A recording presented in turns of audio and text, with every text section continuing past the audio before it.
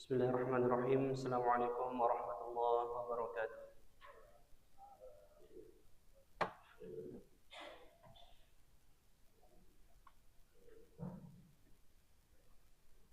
Allahu Akbar, Allahu Akbar, Allahu Akbar,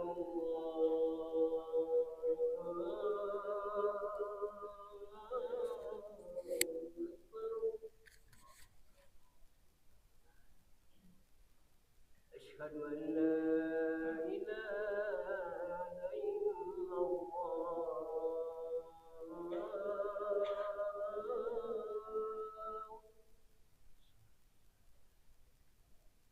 أشهد أن لا إله إلا الله.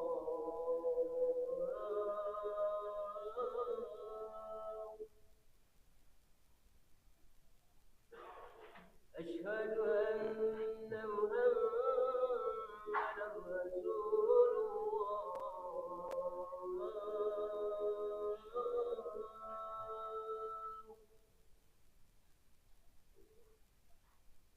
أشهد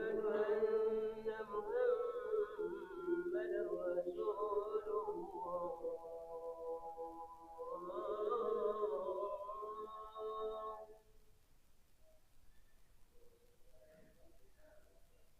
حي على الصلاة.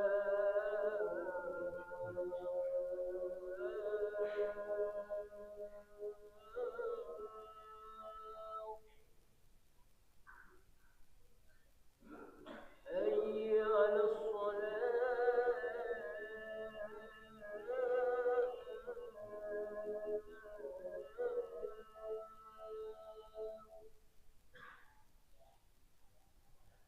حي على الفلاح.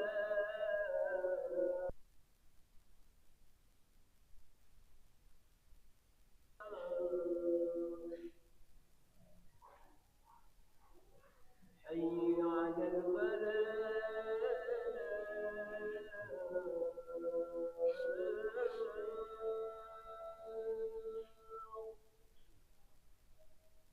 الله أكبر، الله أكبر. لا إله إلا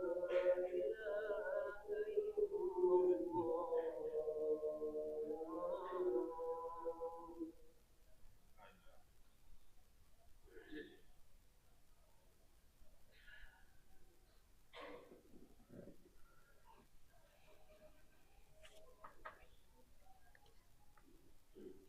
إن الحمد لله نحمده ونستعينه ونستغفره ونعوذ بالله من شرور أنفسنا ومن سيئات أعمالنا.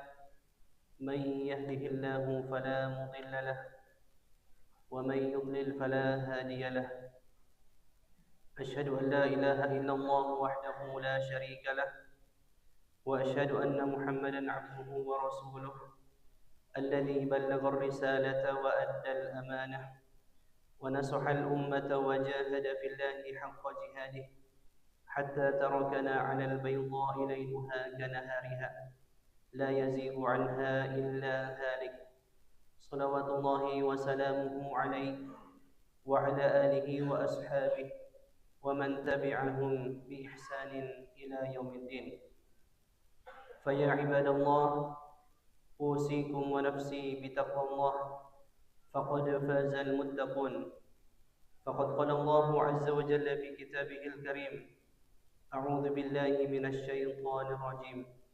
يا أيها الذين آمنوا اتقوا الله حق تقاته ولا تموتن إلا وأنتم مسلمون.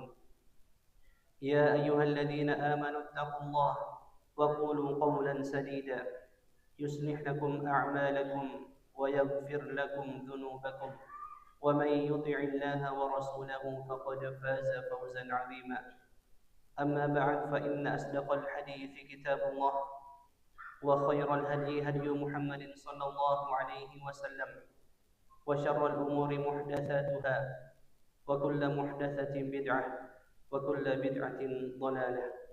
Ma'asyiral muslimin, jemaah salat Jumat yang dimuliakan Allah Subhanahu wa taala.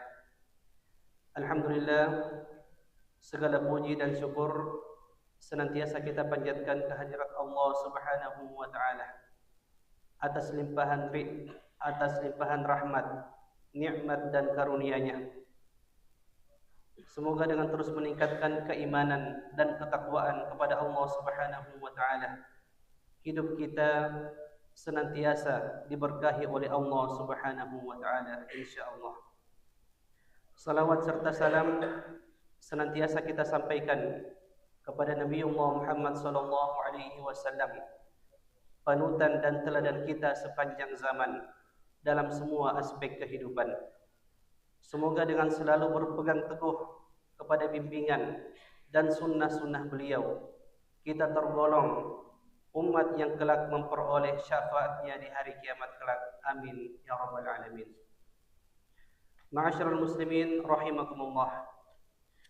Salah satu bukti keimanan kita kepada Allah Subhanahu wa taala adalah dengan terus-menerus menjalankan ibadah kepadanya, kapanpun, dimanapun, dan dalam kondisi apapun. Ibadah kepada Allah tidak memiliki batasan waktu tertentu, karena perintahnya adalah untuk beribadah hingga datangnya kematian. Sebagaimana firman Allah Subhanahu wa taala dalam surat Al-Hijr ayat 99, wa'bud rabbaka hatta ya'tiyakal yaqin. Dan sembahlah Tuhanmu sampai datang kepadamu yang diyakini, yaitu kematian. Dalam ayat ini kata al-yaqin ditafsirkan oleh para ulama sebagai kematian, karena kematian adalah satu-satunya hal yang pasti akan terjadi pada setiap makhluk. Hal ini juga ditegaskan dalam ayat yang lain. Allah Subhanahu wa taala berfirman, kullu nafsin dha'iqatul maut. Setiap yang berjiwa pasti akan merasakan mati. Wa nabluukum bisyarri wal khairi fitnah wa ilaina turja'un. Dan kami akan menguji kalian dengan keburukan dan kebaikan sebagai cobaan, dan hanya kepada kamilah kamu dikembalikan. Sebagai penegasan terhadap tujuan hidup manusia, Allah juga menyampaikan dalam ayat yang lain yang menjadi landasan utama ibadah. Ayat ini bahkan disebut sebagai ayat inti dalam ibadah, yaitu dalam surat Az-Zariyat ayat 56. Allah Subhanahu wa taala berfirman, "Wa ma khalaqatul jinna wal insa illa liya'budun." Dan aku, kata Allah Subhanahu wa taala, tidak menciptakan jin dan manusia melainkan agar mereka menyembah atau beribadah kepadaku. Hadirin jamaah sekalian yang dirahmati Allah Subhanahu wa taala. Redaksi dalam ayat ini, yaitu di surah Az-Zariyat ayat 56, dipahami oleh para ulama tafsir dalam dua makna utama. Yang pertama, ayat ini menunjukkan bahwa ibadah adalah satu-satunya tujuan penciptaan jin dan manusia. Hal ini dipahami dari penggunaan susunan kalimat yang bersifat an-nafyu atau peniadaan, yaitu pada kalimat wa ma khalaqtul jinna wal insa. Tidaklah aku ciptakan, kata Allah, jin dan manusia. Setelah itu ada al-itsbat atau penegasan, yaitu illa liya'budun, kecuali hanya beribadah kepada Allah. Seperti dalam kalimat tauhid, la ilaha illallah, la ilaha, tidak ada ilah, tidak ada Tuhan yang berhak untuk disembah illallah, kecuali Allah. Dengan struktur seperti ini, makna yang ditunjukkan adalah bahwa tidak ada tujuan lain dari penciptaan manusia selain untuk beribadah kepada Allah Subhanahu wa taala. Maka jika seseorang tidak menjalankan ibadah kepada Allah, berarti ia telah meninggalkan satu-satunya tugas utama dalam kehidupannya. Kemudian makna kedua, ayat ini dipahami bahwa ibadah merupakan tujuan utama kehidupan manusia, sehingga tetap menjadi kewajiban dalam kondisi apapun, meskipun seseorang sedang menjalankan tugas dan kewajiban lain dalam hidupnya. Artinya, ibadah tidak boleh ditinggalkan karena aktivitas duniawi apapun. Pemahaman ini selaras dengan sabda Rasulullah sallallahu alaihi wasallam dalam hadis yang diriwayatkan oleh sahabat Mu'adz bin Jabal radhiyallahu anhu. Rasulullah sallallahu alaihi wasallam berkata kepadanya, "Ya Mu'adz, atadri ma haqqullahi 'alal 'ibadi wa ma haqqul 'ibadi 'ala Allah?" Wahai Mu'adz, tahukah engkau apa hak Allah atas para hambanya dan apa hak para hamba atas Allah? Kemudian Mu'adz ibnu Jabal radhiyallahu anhu menjawab, Allahu wa rasuluhu a'lam. Allah dan Rasulnya lebih mengetahui. Kemudian Rasulullah sallallahu alaihi wasallam bersabda, "Fa inna haqqallahi 'alal 'ibadi an ya'buduhu wa la yusyriku bihi syai'a." Sesungguhnya hak Allah atas hambanya adalah mereka beribadah kepadanya dan tidak menyekutukannya dengan sesuatu pun. Wa haqqul 'ibadi 'ala Allah alla yu'adziba man la yusyriku bihi syai'a. Dan hak hamba atas Allah adalah bahwa Allah tidak akan mengazab, tidak akan menyiksa orang yang tidak berbuat syirik, yang tidak menyekutukannya dengan sesuatu apapun. Hadirin ma'asyiral muslimin rahimakumullah. Ayat lain yang juga penting untuk dijadikan rujukan dalam memahami hikmah mengapa kita harus terus-menerus beribadah kepada Allah Subhanahu wa taala adalah ayat pertama tentang perintah ibadah dalam susunan mushaf Al-Qur'an, yaitu dalam surah Al-Baqarah ayat 21. Allah Subhanahu wa taala berfirman, "Ya ayyuhan nasu ubudu rabbakumul ladzi khalaqakum walladzina min qablikum la'allakum tattaqun." Wahai manusia, sembahlah Tuhanmu yang telah menciptakanmu dan orang-orang sebelum kamu agar kamu bertakwa. Dalam ayat ini Allah Subhanahu wa taala memerintahkan kepada seluruh manusia untuk beribadah kepadanya dengan menyebut salah satu sifatnya, yaitu sebagai sang pencipta, baik pencipta manusia di masa Nabi Muhammad SAW maupun manusia dari generasi sebelumnya. Ayat ini menegaskan bahwa ibadah adalah perintah yang sangat penting karena ditempatkan di awal Al-Quran dan ditujukan kepada seluruh umat manusia tanpa terkecuali. Artinya, setiap manusia berkewajiban untuk beribadah kepada Allah.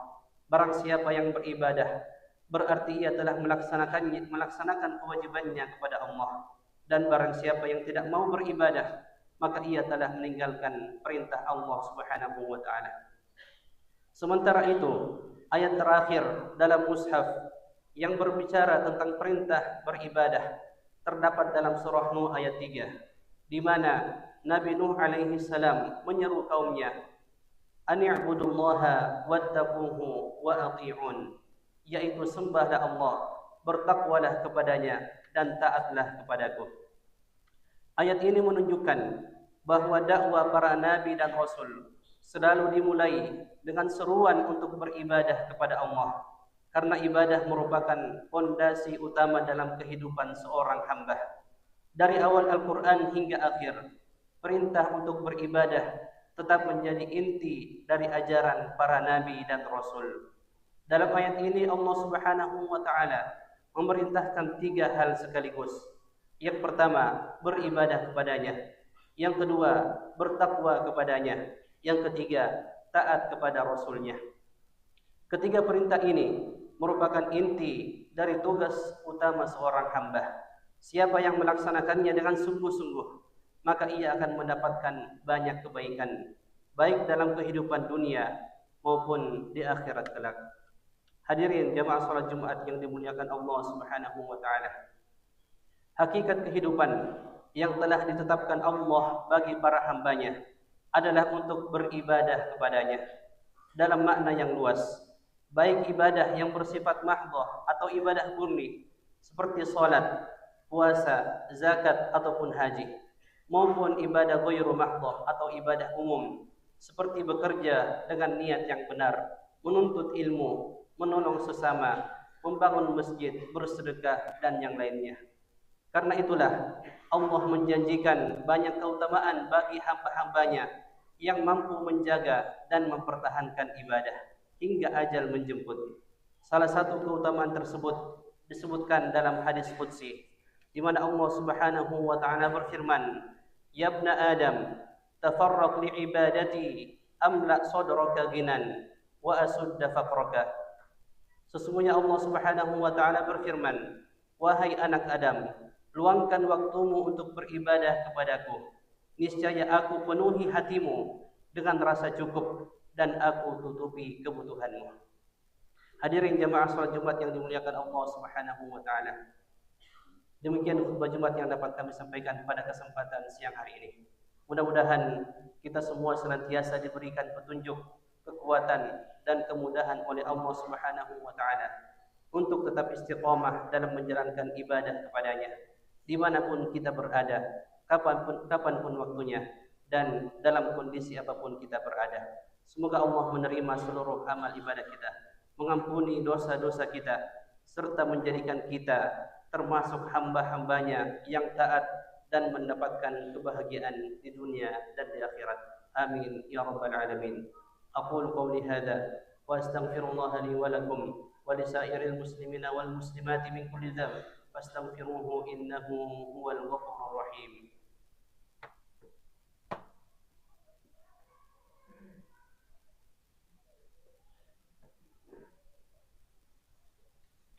الحمد لله على إحسانه والشكر له على توفيقه وامتنانه. أشهد أن لا إله إلا الله وحده لا شريك له تعظيما لشأنه، وأشهد أن محمدا عبده ورسوله الداعي إلى رضوانه. فقد قال الله عز وجل في كتابه الكريم: إن الله وملائكته يصلون على النبي يا أيها الذين آمنوا صلوا عليه وسلموا تسليما. اللهم صل على محمد وعلى آل محمد كما صليت على إبراهيم وعلى آل إبراهيم، وبارك على محمد وعلى آل محمد كما باركت على إبراهيم وعلى آل إبراهيم إنك حميد مجيد. اللهم اغفر للمسلمين والمسلمات والمؤمنين والمؤمنات الأحياء منهم والأموات إنك سميع قريب مجيب الدعوات يا قاضي الحاجات. اللهم أعز الإسلام والمسلمين وأهلك الكفرة والمشركين ودمر أعداءك أعداء الدين وانصر المسلمين والمستضعفين والمجاهدين في فلسطين وفي كل مكان. اللهم ربنا اغفر لنا وإسرافنا في أمرنا وثبت أقدامنا وانصرنا على القوم الكافرين. ربنا اغفر لنا ولإخواننا الذين سبقونا بالإيمان ولا تجعل في قلوبنا غلا للذين آمنوا ربنا إنك رؤوف رحيم. اللهم أرنا الحق حقا وارزقنا اتباعه وأرنا الباطل باطلا وارزقنا اجتنابه. ربنا هب لنا من أزواجنا وذرياتنا قرة أعين واجعلنا للمتقين إماما. ربنا آتنا في الدنيا حسنة وفي الآخرة حسنة وقنا عذاب النار. سبحان ربك رب العزة عما يصفون وسلام على المرسلين والحمد لله رب العالمين. Oh,